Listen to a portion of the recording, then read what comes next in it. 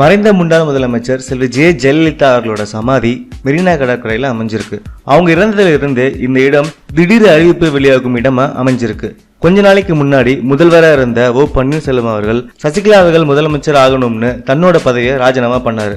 அப்புறம் ஜெயலலிதா அவர்களின் சமாதியில் அமர்ந்து தியானம் செஞ்சாரு. பின் பத்திரிகையாளர்களை சந்திச்சு நான் வற்புறுத்தப்பட்டு மிரட்டப்பட்டு தான் முதல் பதவியை ராஜினாமா செஞ்சேன்னு சொன்னாரு. அவருக்கு அடுத்து நடிகரும் எம்எல்ஏவுமான கருணாஸ் அவர்கள் இங்கே தியானம் செஞ்சு ஓபிஎஸ் அவர்களுக்கு ஆதரவு கொடுக்கிறதா அறிக்கை இருக்காரு.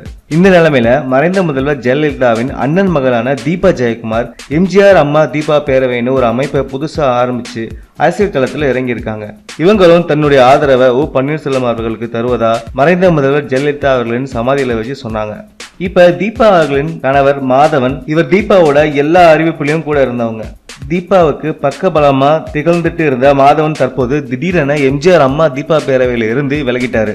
மேலும் தன்னுடைய அறிவிப்பை வெளியிட இவர் தேர்ந்தெடுத்ததும் ஜெயலலிதா அவர்களின் சமாதிதான்.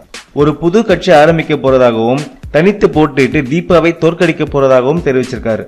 இவரோட இந்த முடிவுக்கு பின்னாடி அதிமுகவோட துணை பொதுச் செயலாளர் தினகரன் இருப்பதா செய்திகள் வெளியாகிட்டு இருப்பது குறிப்பிடத்தக்கது.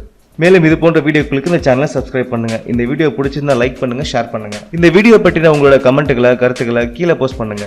நன்றி.